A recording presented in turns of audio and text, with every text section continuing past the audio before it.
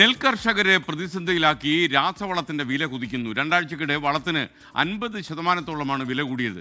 യൂറിയയ്ക്കും കടുത്ത ക്ഷാമമുണ്ടെന്ന് കർഷകർ പരാതി പറയുന്നു. നെല്ല് സംഭരിച്ച ശേഷം പണം പോലും കിട്ടാതെ പ്രയാസപ്പെടുന്ന കർഷകരെ വീണ്ടും പ്രതിസന്ധിയിലേക്ക് തള്ളിവിടുകയാണ് രാസവളത്തിന്റെ വിലക്കയറ്റം. കഴിഞ്ഞ 3 ആഴ്ചയായി സംസ്ഥാനത്ത് രാസവളത്തിന്റെ വില 50% വർദ്ധിച്ചു. NPK വളത്തിന്റെ വില ചാക്കിന് 1500 നിന്ന് 2100 രൂപയായി. പൊട്ടാഷ് 1800 നിന്ന് 1975 രൂപ വരെയായി ഉയർന്നു. ആകെ സബ്സിഡി ലഭിക്കുന്ന യൂറിയയ്ക്കാകട്ടെ 300 രൂപയിൽ കൂടുതലായി. പാലക്കാട് ജില്ലയിൽ യൂറിയയ്ക്ക് കടുത്ത ക്ഷാമവും അനുഭവപ്പെടുന്നുണ്ട്.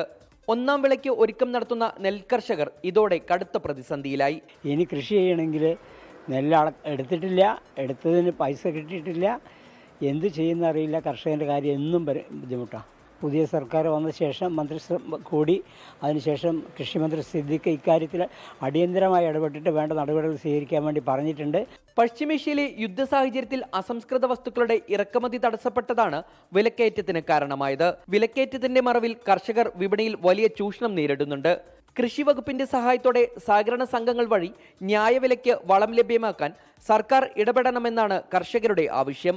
24 പാലക്കാട്.